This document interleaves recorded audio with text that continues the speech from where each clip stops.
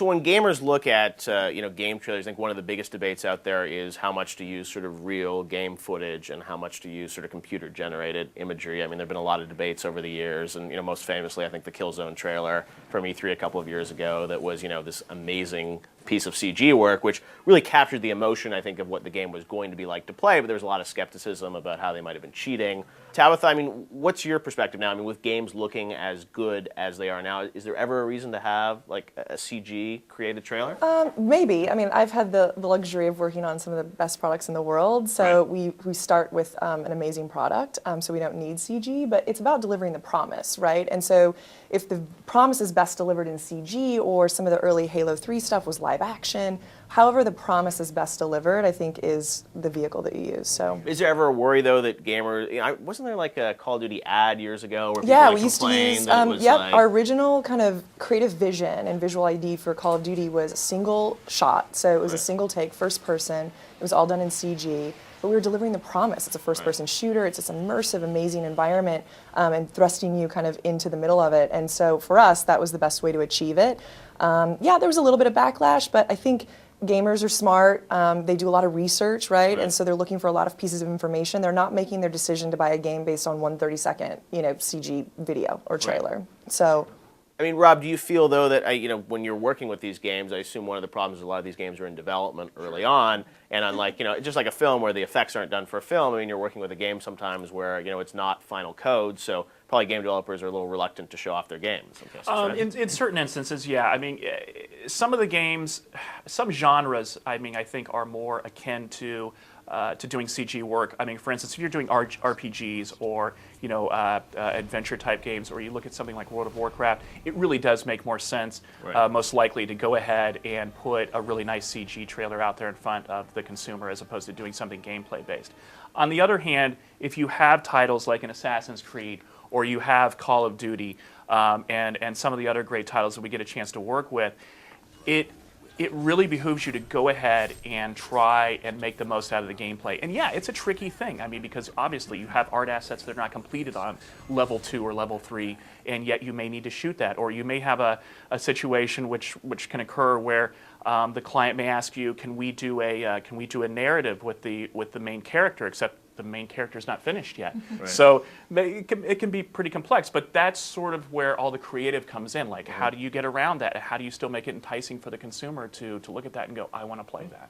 And Jim, when you're creating these trailers, I think a lot of gamers, they just want to see the gameplay. They want to see what it's going to be like for me to sort of experience this game, whether it's first person or third person. But a lot of trailers now, I think, move the cameras around and they sort of become much more cinematic. I mean, how do you balance out the sort of, the experience of playing the game and conveying that with sort of this broader cinematic appeal?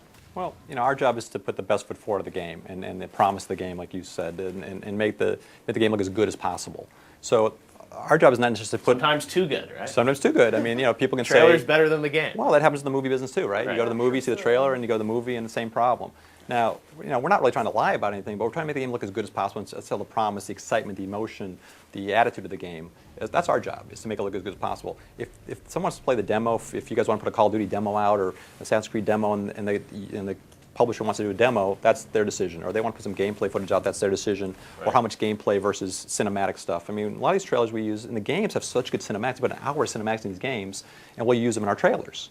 As with the gameplay, sometimes cinematic gameplay, cut together, and you can pretty much tell what the gameplay is versus cinematic. It's not like we're trying to secret. The thing with Killzone I think was interesting was Sony put it out like that was the gameplay. Right. They didn't say that was just a cinematic. They said this is what the PS3 is going to look like, and that was sort of what the vibe was. Well, and they were careful about sort of not being upfront about what was CG and what wasn't. That was the problem. But then when we finally saw the game last year, it actually sort of matched that video, which was pretty amazing. And people were skeptical about it. But there's some self-policing though that goes on, right? I mean, just in terms of like different outlets requesting, different outlets, and we work with PR requesting like gameplay footage, and so there's a lot of like kind of the outlets within the industry that are asking for that gameplay footage because that's what they want to make sure their consumers are seeing as well. So I think there's some self-policing that goes on, but consumers, they do a lot of research before they buy a game. So it is not one video, it's not 5 videos, quite honestly. We have research that says they do a lot of work before they invest $60, 40 hours, their credibility, right, their street cred, so... Like how many total videos did you put up for Call of Duty 4? Do you we even know the did number? 3 with the Ant Farm, so those were kind of our high polished production value. They were all gameplay. So that was 3. But then, Infinity Ward did some stuff. Infinity Ward did some great, some vignettes that they did. So I'd say maybe in total there was like 10. One of the things for us, though, I manage global, and so what's important is the needs of the European and Asia Pacific as well. But specifically for Europe, they have to have disclaimers if they're not showing actual gameplay in TV creative. So I think that was the thing. It was like there was that was the backlash. It was Call of Duty 2, and it was in Europe, and that's really when their advertising boards and standards started saying, you know what, like our consumers may not know, so let's take the extra step. Then again, they probably didn't do the research that says their consumers do a lot of research before making a purchase, but that's fine. Excellent. All right, well, when we come back in the bonus round, we're going to talk more about trailer campaigns. As Tabitha mentioned, there are tons of trailers made for games. How do they decide what to communicate about a game? You'll find out next time, right here in the bonus round. Next time in the bonus round, we up the stakes when it comes to trailer talk. What happens when you have to make a trailer for a bad game? Again, if you're talking about a 90 seconds or a minute trailer, there's a lot of ways to work around that. Find out next time right here in the bonus round. Bonus round.